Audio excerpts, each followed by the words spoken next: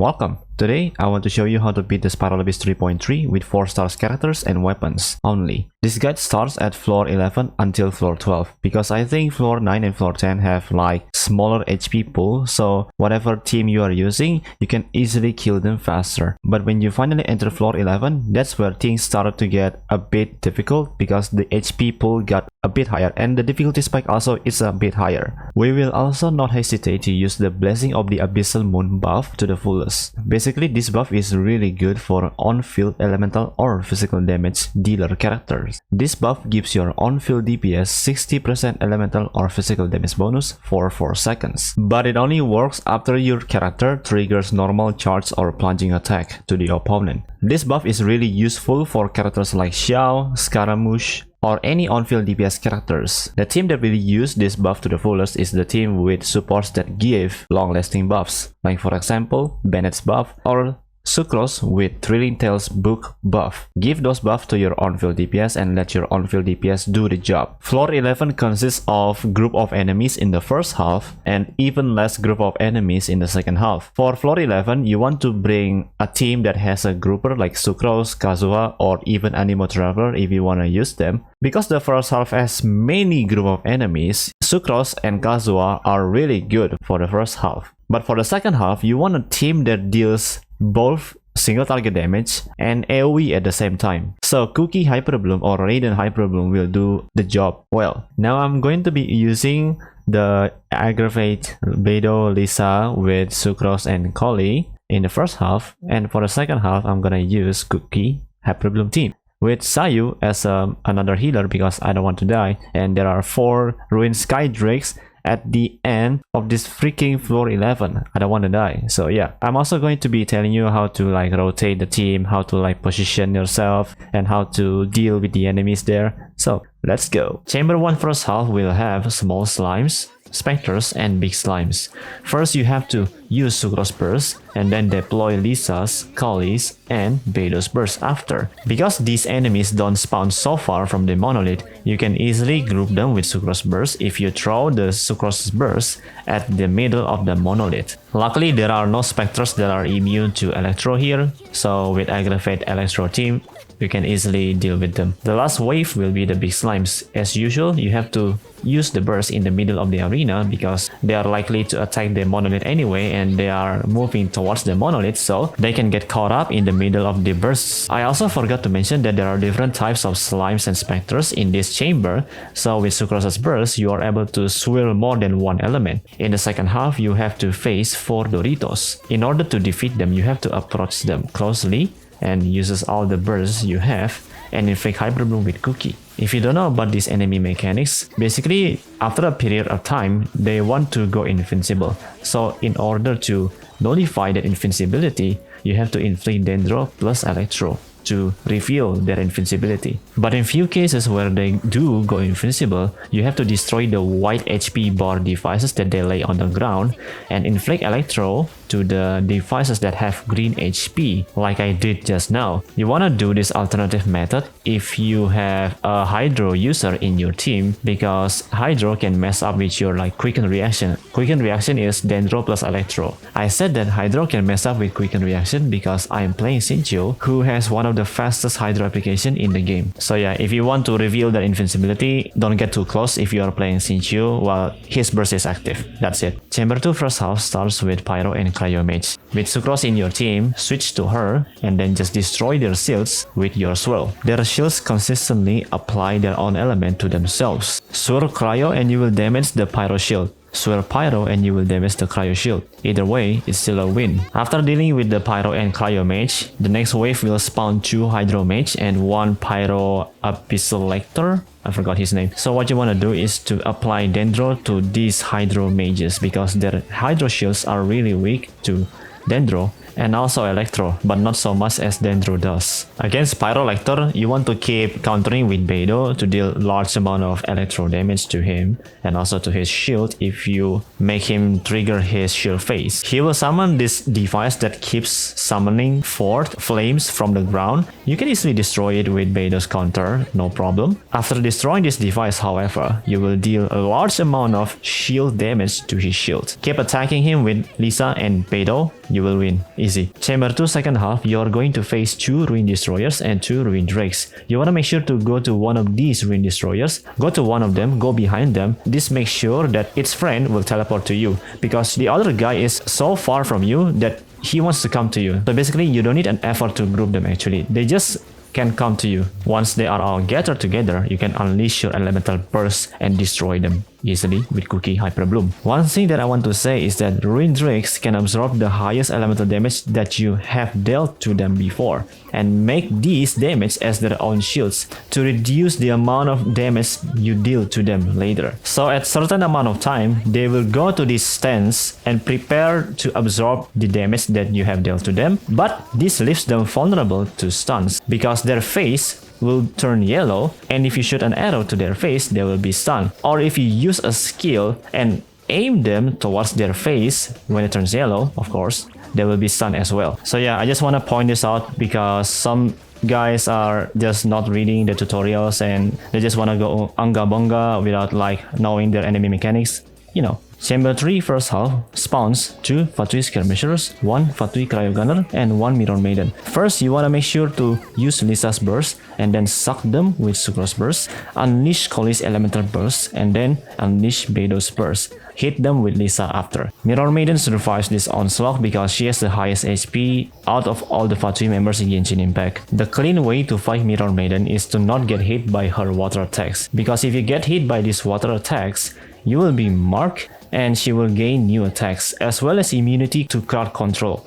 So things like Fenris Burst, Kazuha's Suck, and even Sucrose Burst are useless against her. Last wave is 4 funguses with different types of elements. Can be quite annoying to fight because if you inflict electro to them, they will turn aggressive. But as long as you have your Sucrose's Burst and Lisa's Burst, they are really easy to fight. One of these funguses carry a rumbling stone aura that you can easily deal with Beidou's counter. So far so good, we are entering the last one. Remember when I said I wanted to bring Sayu because I don't want to die? This chamber 3 second half summarizes it pretty well. 4 flying Ruin Drakes with their homing missiles aim towards you. To not get dunked by these guys, you have to bring a shielder or a healer. Really important and really recommended if you don't want to die here. But if you're good at dodging, then I suppose you won't die, but I think it's impossible because as a player that likes to dodge instead of bringing a healer or shielder, it's really hard to like see what's going on your screen when there are like particles, skills that are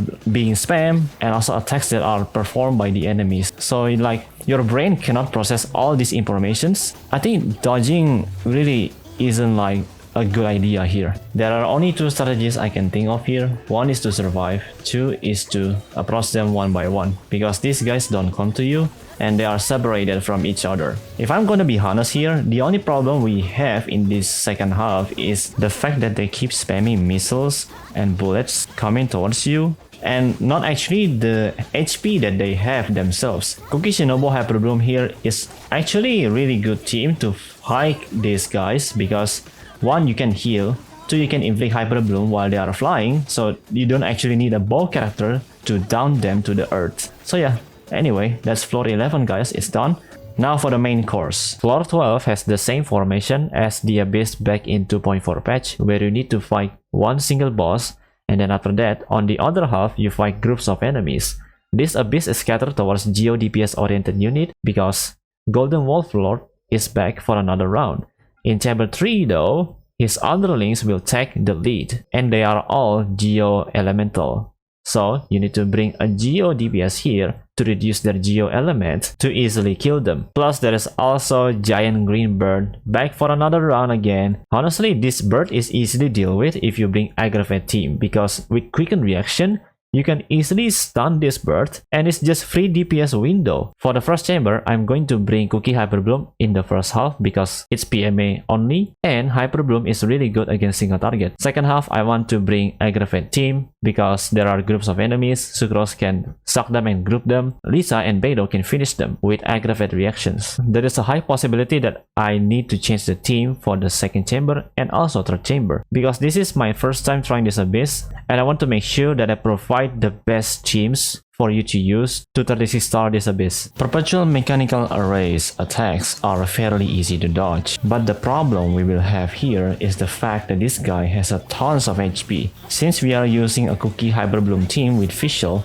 we will have to maximize the usage of our elemental bursts if available. I mentioned available because this team is really dependent on elemental bursts, and this guy does not give energy at all until around certain amount of health, which is half HP. So to prevent this situation from happening, which is lack of energy, Xingqiu and Dendro MC must use energy regeneration swords, and Fischl must have around 120% energy recharge. Above all the points I make about PMA's advantage against you, this guy is fairly easy to deal with Hyperbloom because of the amount of damage Hyperbloom does to a single target, and how fast Cookie Shinobu enables Hyperbloom reaction. Once we deplete its HP until around half HP, it will try to split into its 4 counterparts. During this phase, you just need to find the right green monster to fight against. To find which one is the one that you need to fight, it is always the one with the red HP bar that is coming out of the enemy. Keep in mind that this is all RNG. You might get to fight the Ruin Destroyer, but sometimes you might fight the Ruin Scout the next time you fight PMA. The sad part about this is that Ruin Destroyer and Ruin Cruiser have lower HP than the Ruin Spider and Ruin Scout. If you are unlucky, you get to fight the Ruin Spider, for example. They have higher HP and they take a lot of time to deal with. If you don't want to think too much fighting PMA, just play Cookie Hyperbloom, easy to play, and you deal higher damage anyways, so yeah. Chamber 1 second half spawns 1 Fatui and 2 Eremites. First deploys Lisa's Elemental Burst and then Sucrose's Burst into Kali's Burst. Last one will be Bedo's Elemental Burst. I do not know if this is like a bug or intended feature, but when they get like hit by Lisa's Lantern during the Sucrose's Burst, they sometimes take gravity damage. Not that I dislike that or something, I will take it. The last wave is a Geo Gigachat. He does not deal that much damage, but he attacks fairly fast to make up for the lack of big damage. He can also slam dunk, summons a Rumbling Stone, but what I can tell you is that this enemy is perfect for Beto. Every attacks he throw at me, I counter them back. After reaching a certain amount of HP threshold, he will start to summon his pet, a crocodile. After he successfully calls his pet, his incoming damage reduction will be increased. To remove that buff, you have to kill his pet first. Fortunately, his pet's HP is low, so you can deal with it pretty fast. I want to add another point that if you are not dealing with the pet first, you are prone to getting attacked often, because now you have to fight 2 instead of 1, and every higher rank Eremite's pet attacks fast. Successfully dealing with the pet results in the owner's resistance reduction. Basically, you kill the pet, the owner's resistance got reduced, you deal big ass damage, that's it. For the second chamber, first half, I want to bring Aggravate Team because we are going to fight another Doritos enemy again, because they can go invincible, if you remember what I said in the beginning of the video. For the second half, I want to bring Yanfei Vaporize team because they inflict good amount of damage with Vaporize, and also I want to bring Ning Guang as the Skull Breaker because Geo Wolflord has this special kind of shield that you cannot break unless you break the skulls first that are planted on the ground. The reason why I don't bring my Geo DPS team here is because they did not deal good amount of damage against Geo Wolflord. I have tried the team before and I failed. If there is another possibility that a different type of team other than Geo can still kick Wolflord's ass, then I'm all up for it. The Doritos are back in Chamber 2 first half. What I like to do is to first apply Electro by calling Oz, and then swap to Sucrose, use her Elemental Skill and Burst, and then swap to Kali, use her Skill Elemental Burst, and then swap to Beidou, but wait for their attack to land on you so you can perform a counter attack to deal insane amount of aggravate reaction damage. And then after that, activate Beidou's Burst, hit with Sucrose while Oz is on the field, reapply Dendro with Kali. Lastly, have Sucrose on the field to trigger Electro Swirl. If one of them decide to go invisible, remember, use Quicken Reaction to reveal the invisibility. After defeating the Doritos, the Eremite Gale Hunter will spawn. This is the same type of Eremite that spawned in Chamber 1. She focuses on using melee and range attacks with her bow. After reaching a certain HP threshold, she will start to summon her pet,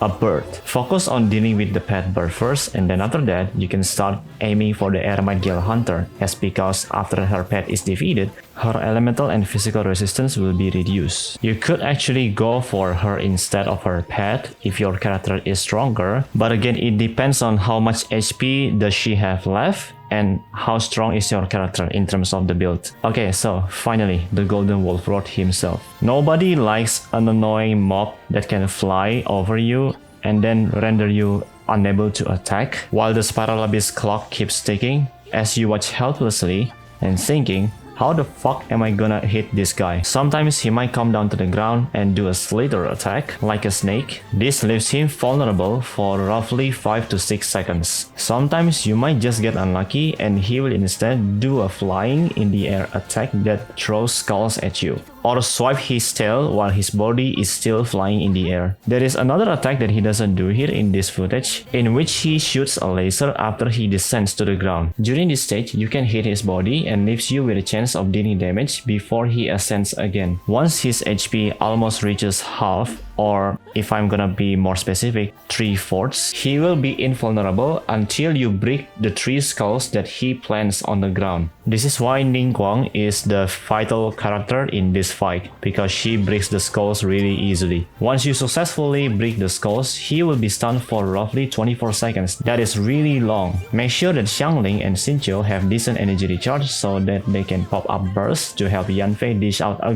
good amount of vaporized damage. Now you might be asking, why did I bring Yanfei instead of Bennett? It's because 1. Yanfei can hit the Wolf Lord while he is flying in the air. 2. She can inflict pyro more consistently than Bennett does, allowing Yanfei to inflict more vaporized reaction often, and Yanfei does not need to use elemental skill nor elemental burst. She can just use normal attack to inflict vaporized reaction, unlike Bennett. Well, unless your Bennett is C6, but that's for another story. I am going to use the same team for the 3rd chamber, but this time there is no Ningguang, but Bennett arrives. The reason why we bring a pyro team here is because a pyro element can inflict burning reaction on this bird. Since this team is technically an international team, Xiangling, Bennett, and Xinqiu, I am going to assume everyone already knows how to play international team, because this team has been a staple team for about 1.5 years in Genshin Impact. With that being said, I am only going to explain the burning mechanics of this bird. Once you have inflicted enough pyro element on this bird, it will try to shake off the burning reaction of its feathers, while also resulting in 2 types of new attacks. One is by summoning 3 dendrofunguses. 2 is by shaking off the burning reaction of its feathers while also trying to create a massive shock wave that deals dendro elemental damage. All of these attacks are relatively easy to counter. For example, when it tries to summon 3 dendrofunguses, you can apply pyro element on them to kill them off. About the shock wave, you can run away or try to dodge. Its normal attacks consist of only pegs and body slam. Sometimes it can throw objects at you if you keep your distance from this chicken. There is another mechanic that I haven't explained yet, and that is a rage mechanic only applied to this bird if you bring an electro element in your team. Basically, if you inflict quicken reaction enough, it will try to enter a rage state in which it will gain new attacks and be vulnerable for a short period of time. Well, sadly, I cannot explain all of that mechanic in depth because we are in the second half now. In the second half, you will fight 12 small dogs and 3 big dogs. Yes, I mean it. 3 big dogs. Previously, Hoyoverse only had 2 dogs in Spiral Abyss, but now there are 3 big dogs. I would say this, Noelle is really good in here because her attacks can reach all of them and they are all grouped together. If you invested on Noelle, you can bring her here and easily kill all of them and survive, because these dogs,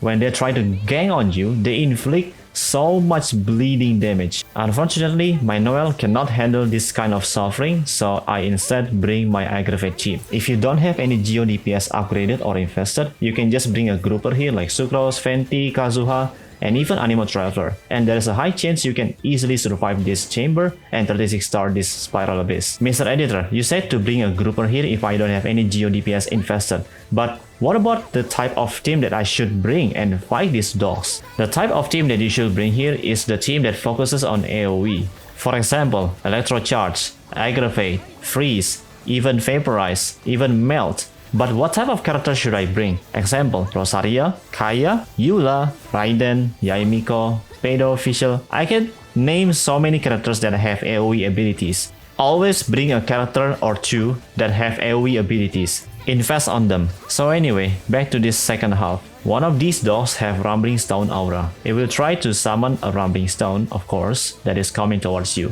With this Rumbling Stone, however, my Beidou shines, because I can just exploit that and use Beidou's counter to fight back against the Rumbling Stone. Having 3 big dogs and a Rumbling Stone aura coming towards you is already scary enough. What's even more scary is that I almost failed this chamber by not restarting this. And that's it. Hopefully with my advice and guide, you can 36 star this Spiral Abyss 3.3. I'm going to dip out and hope you have a great day.